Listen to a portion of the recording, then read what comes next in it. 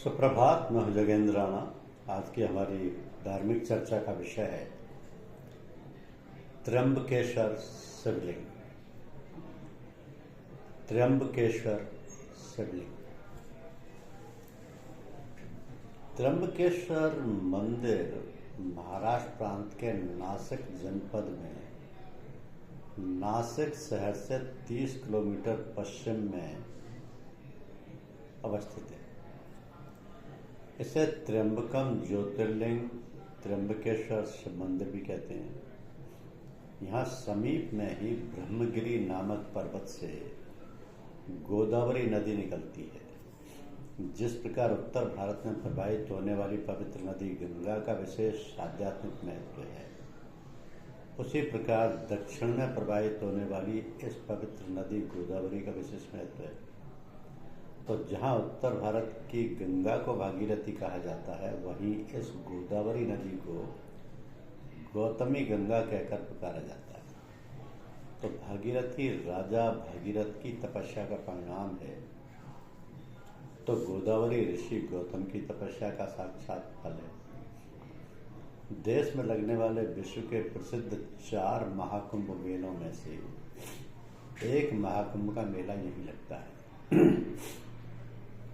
यहाँ प्रत्येक 12वें वर्ष जब सिंह राशि पर बृहस्पति का पदार्पण होता है और सूर्य नारायण भी सिंह राशि पर ही स्थित होते हैं, तब महाकुंभ पर्व का स्नान, मेला आदि धार्मिक कृत्यों का समारोह होता है। उन दिनों गोदावरी गंगा में स्नान का आध्यात्मिक पुण्य बताया गया है। तो गोदावरी के उद्गम स्थल के समीप ही श्री त्र्यंबकेश्वर शिव पद अवस्थित हैं, जिनकी महिमा का बखान पुराणों में किया गया है। ऋषि गौतम और पवित्र नदी गोदावरी की प्रार्थना पर ही भगवान शिव ने इस स्थान पर अपने वास की स्वीकृति दी थी। वहीं भगवान शिव त्र्यंबकेश्वर नाम से इस जगत में विख्यात हुए। यहाँ स्थित ज्योतिर्लिंग का प्रत्यक्ष दर्शन स्त्रियों के लिए निषिद्ध है, अतः वह केवल भगवान के मुकुट का दर्शन करती हैं। त्र्यंबकेश्वर मंदिर में सर्वसामान्य लोगों का भी प्रवेश न होकर जो द्विज ब्राह्मण, जो द्विज यानी ब्राह्मण, क्षत्रिय और वैश्य हैं तथा भजन पूजन करते हैं और पवित्रता रखते हैं, वे ही लोग मंदिर के अंदर प्रवेश कर पाते हैं। इसके अतिरिक्त लोगों को बाहर से ही मंदिर का दर्शन करना पड़ता है। तो यहाँ मंदिर के भीतर एक गड्ढे में 3 छोटे छोटे लिंग हैं, जो ब्रह्मा, विष्णु और शिव, इन 3 देवों के प्रतीक माने जाते हैं। ब्रह्मगिरी से निकलने वाली गोदावरी की जलधारा इन त्रिमूर्तियों पर अनवरत रूप से पड़ती रहती है। ब्रह्मगिरी पर्वत के ऊपर जाने के लिए 700 पीढ़ियों का निर्माण कराया गया है। ऊपरी पहाड़ी पर रामकुंड और लक्ष्मण कुंड नामक 2 कुंड भी स्थित हैं। तो पर्वत की चोटी पर पहुंचने पर गोमुखी से निकलती हुई भगवान गौतमी या गोदावरी का दर्शन प्राप्त होता है। श्री शिव महापुराण के कोटि रुद्र संहिता में ऋषि गौतम, गौतमी, गोदावरी तथा त्र्यंबकेश्वर ज्योतिर्लिंग के संबंध में विस्तार से बताया भी गया है। शिव पुराण के अनुसार पूर्व समय में गौतम नाम के प्रसिद्ध ऋषि अपनी धर्मपत्नी अहल्या के साथ रहते थे। उन्होंने दक्षिण भारत के ब्रह्मगिरी पर्वत पर 10,000 वर्षों तक कठोर तपस्या की थी। एक समय वहाँ 100 वर्षों तक वर्षा बिल्कुल नहीं हुई। सब जगह सूखा पड़ने के कारण जीवधारियों में बेचैनी हो गई। जल के अभाव में पेड़ पौधे सूख गए। पृथ्वी पर महान संकट टूट पड़ा। सर्वत्र चिंता ही चिंता। आखिर जीवन को धारण करने वाला जल कहाँ से लाया जाए? उस समय मनुष्य, मुनि, पशु, पक्षी तथा अन्य जीवनधारी भी जल के लिए भटकते हुए विविध दिशाओं में चले गए। उसके बाद ऋषि गौतम ने 6 महीने तक कठोर तपस्या करके वरुण देवता को प्रसन्न किया।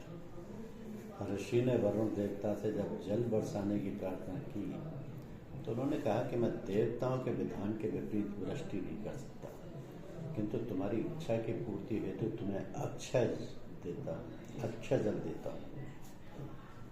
तुम उस जल को रखने के लिए एक गड्ढा तैयार करो। तुम उसको अच्छे जल के रखने के लिए एक गड्ढा तैयार करो। तो वरुण देव के आदेश के अनुसार ऋषि गौतम ने 1 हाथ गहरा गड्ढा खोद दिया, जिसे वरुण ने अपने दिव्य जल से भर दिया। उसके बाद उन्होंने परोपकार परायण ऋषि गौतम से कहा कि महामुनि, यह क्षुण्ड जल कभी नष्ट नहीं होगा और तीर्थ बनकर इस पृथ्वी पर तुम्हारे ही नाम से प्रसिद्ध होगा। इसके समीप दान, पुण्य, हवन, यज्ञ, तर्पण, देव पूजन और पितरों का श्राद्ध सब कुछ अक्षय फलदायी होगी। उसके बाद उस जल से ऋषि गौतम ने बहुतों का कल्याण किया, जिससे उन्हें सुख की अनुभूति हुई। तो इस प्रकार वरुण से अक्षय जल की प्राप्ति के बाद ऋषि गौतम आनंद के साथ अपने नित्य नैमित्तिक कर्म, यज्ञ आदि संपन्न करने लगे। उन्होंने अपने नित्य हवन यज्ञ के लिए धान, जौ, निवास यानी ऋषि धान्य आदि लगवाया। जल की सुलभता से वहाँ विविध प्रकार की फसलें, अनेक प्रकार के वृक्ष तथा फल फूल लहला उठे। इस प्रकार जल की सुविधा और व्यवस्था को सुनकर वहाँ हजारों ऋषि मुनि, पशु पक्षी और जीवधारी रहने लगे। कर्म करने वाले बहुत से ऋषि मुनि अपनी धर्म पत्नियों, पुत्रों तथा शिष्यों के साथ रहने लगे। समय का सदुपयोग करने के लिए गौतम ने काफी खेतों में धान लगाया। उनके प्रभाव से उस क्षेत्र में सब और आनंद ही आनंद था। तो एक बार कुछ ब्राह्मणों की स्त्रियां जो गौतम के आश्रम में आकर निवास करती थीं, जल के संबंध में विवाद हो जाने पर अहिल्या से नाराज हो गई। उन्होंने गौतम को नुकसान पहुंचाने हेतु अपनी पतियों को उकसाया। उन ब्राह्मणों ने गौतम का अनिष्ट करने हेतु गणेश जी की आराधना की। गणेश जी के प्रसन्न होने पर उन ब्राह्मणों ने उनसे कहा कि आप ऐसा कोई उपाय कीजिए कि यहाँ के सभी ऋषि डांट फटकार कर गौतम को आश्रम से बाहर निकाल दें। गणेश जी ने उन सबको समझाया कि तुम लोगों को ऐसा करना उचित नहीं है। यदि तुम लोग बिना अपराध किए ही गौतम पर क्रोध करोगे तो इससे तुम लोगों की ही हानि होगी। जिसने पहले उपकार किया हो, ऐसे व्यक्ति को कष्ट दिया जाए तो वह अपने लिए ही दुखदायी होता है। जब अकाल पड़ा था और उपवास के कारण तुम लोग दुख भोग रहे थे, उस समय गौतम ने जल की व्यवस्था करके तुम लोगों को सुख पहुंचाया, किंतु अब तुम लोग उन्हें ही कष्ट देना चाहते हो। उस विषय पर तुम लोग पुनर्विचार करो। गणेश जी के समझाने पर वे दुष्ट ऋषि दूसरा वर लेने के लिए तैयार नहीं हुए और अपने पहले वाले दुराग्रह पर अड़े रहे। शिवपुत्र गणेश अपने भक्तों के अधीन होने के कारण उनके द्वारा गौतम के विरुद्ध मांगे गए वर को स्वीकार कर लिया गणेश ने, और कहा कि मैं अवश्य ही पूर्ण करूँगा। गौतम ने अपने खेत में धान और जौ लगाया था। गणेश जी ने अत्यंत दुबली, पतली और कमजोर गाय का रूप धारण कर उन खेतों में जाकर फसलों को चरने लगे। उसी समय संयोगवश दयालु गौतम जी वहाँ पहुँच गए और मुट्ठी भर खरपतवार लेकर गौ को हाँकने लगे। उन खरपतवारों का स्पर्श होते ही वह दुर्बल गौ कांपती हुई धरती पर गिर गई और तत्काल ही मर गई। तो वे दुष्ट ब्राह्मण और उनकी स्त्रियां छुपकर उपचारी घटना देख रही थी। गौ के धरती पर गिरते ही सभी ऋषि गौतम के सामने आकर बोल पड़े, अरे गौतम ने ये क्या कर डाला।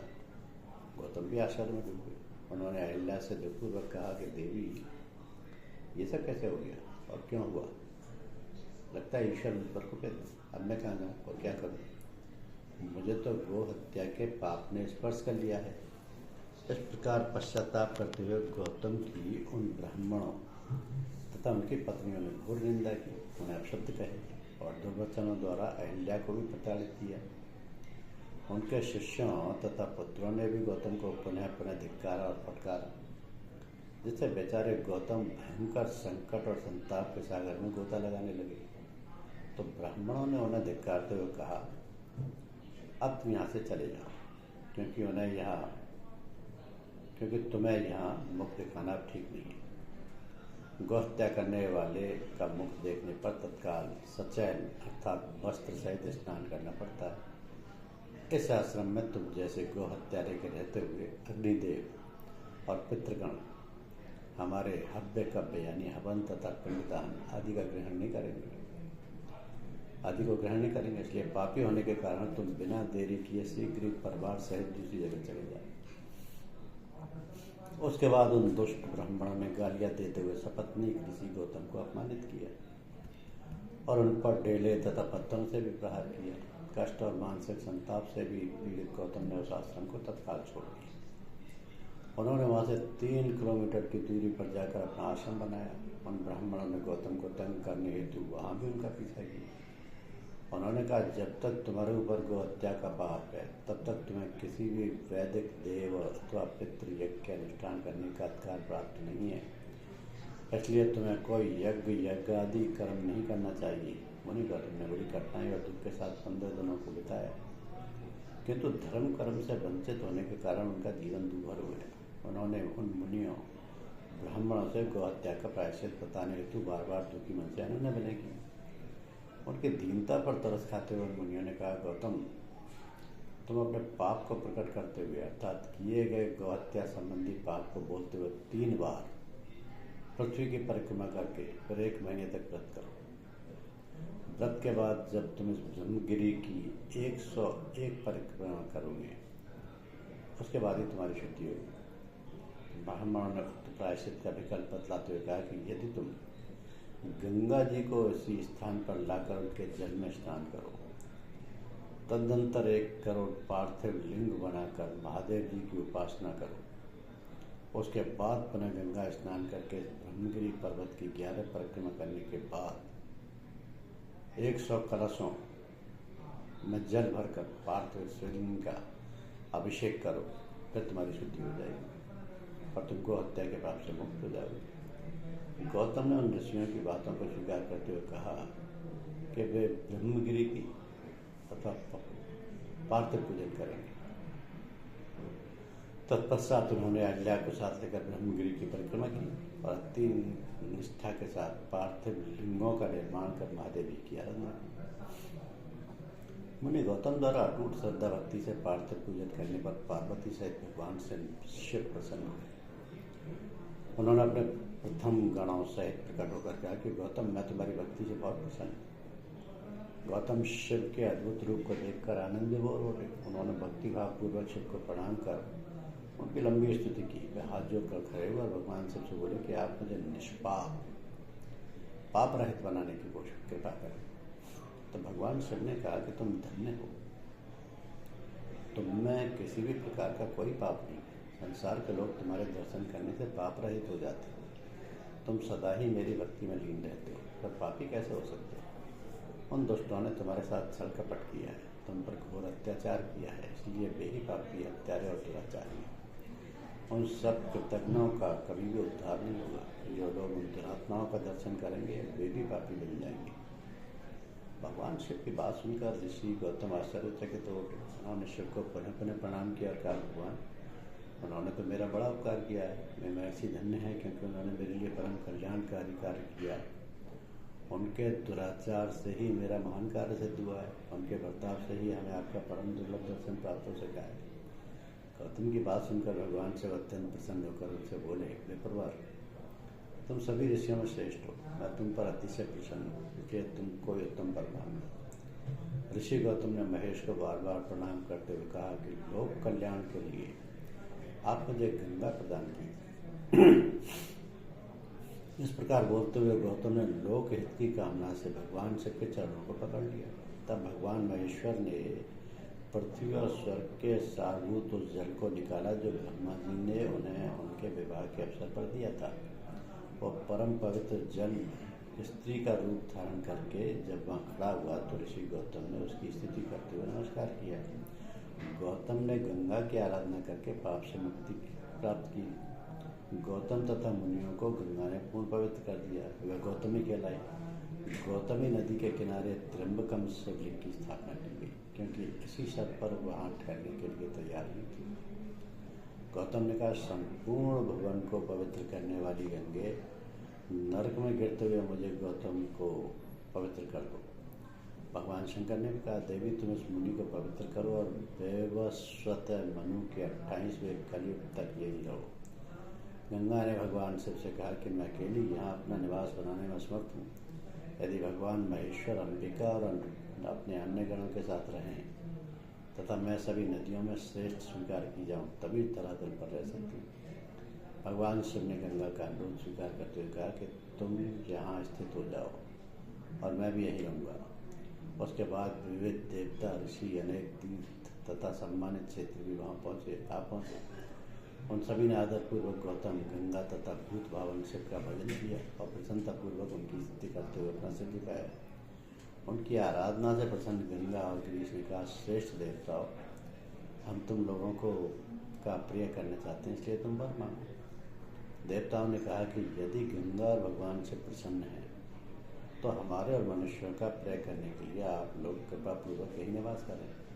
गंगा ने उत्तर देते हुए कहा कि मैं तो गौतम जी का पाप क्षालित कर वापस चली जाऊंगी, क्योंकि आपके समाज में मेरी विशेषता कैसी समझ जाएगी और उस विशेषता का पता कैसे लगेगा। सबका प्रिय करने हेतु आप सब लोग यहाँ क्यों नहीं रहते हैं? यदि आप लोग यहाँ मेरी विशेषता सिद्ध कर सकें तो मैं अवश्य ही रहूँगी। देवताओं ने बताया कि जब सिंह राशि पर बृहस्पति जी का पदार्पण होगा उस समय हम सभी आकर यहाँ निवास करेंगे। 11 वर्षों तक लोगों का गो पातक यहाँ चालित होगा।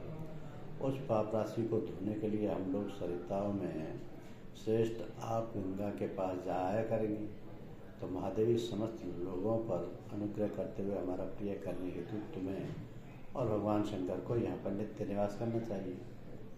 देवताओं ने आगे बताया कि गुरु बृहस्पति जब तक सिंह राशि पर यहाँ विराजमान होंगे तभी तक हम लोग यहाँ निवास करेंगे। उस समय हम लोग तुम्हारे जल में तीनों समय स्नान करके भगवान शंकर का दर्शन करते हुए शुद्ध होंगे। इस प्रकार ऋषि गौतम और देवताओं के द्वारा प्रार्थना करने पर भगवती गंगा और भगवान शिव वहाँ अवस्थित हो गए। तभी से वह गंगा गौतमी यानी गोदावरी के नाम से प्रसिद्ध हुई और भगवान शिव का ज्योतिर्लिंग भी त्र्यंबकम नाम से विख्यात हुआ।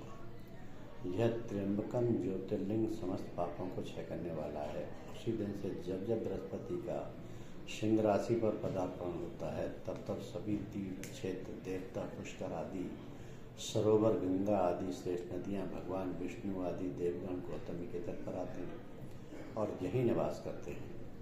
जितने दिनों तक वो गौतमी के तट पर निवास करते हैं उतने दिनों तक उनके मूल स्थान पर कोई फल नहीं प्राप्त होता है। इस प्रकार गौतमी तट पर स्थित इस त्र्यंबकम ज्योतिर्लिंग का जो मनुष्य भक्ति भावपूर्वक दर्शन पूजन करता है वह समस्त पापों से मुक्त हो जाता है। ऋषि गौतम द्वारा पूजित यह त्र्यंबकम ज्योतिर्लिंग इस लोक में मनुष्य के समस्त अभीष्ट फलों को प्रदान करता है और परलोक में उत्तम मोक्ष पद को देने वाला है। ज्योतिर्लिंगमिदं प्रोक्तम त्र्यंबकम नाम विश्वतम स्थितम तटे ही गौतम्या महापातक नाशनम यह पश्यैवोतिविदो ज्योतिर्लिंग त्र्यंबकनामकम पूज्यते प्रणमेत्सा श्रुत्वा सर्व पापे प्रमुच्यते। ज्योतिर्लिंग त्र्यंबकम ही पूजितम गौतमेन है सर्व काम प्रदाचात्र परम पर मुक्तिदम।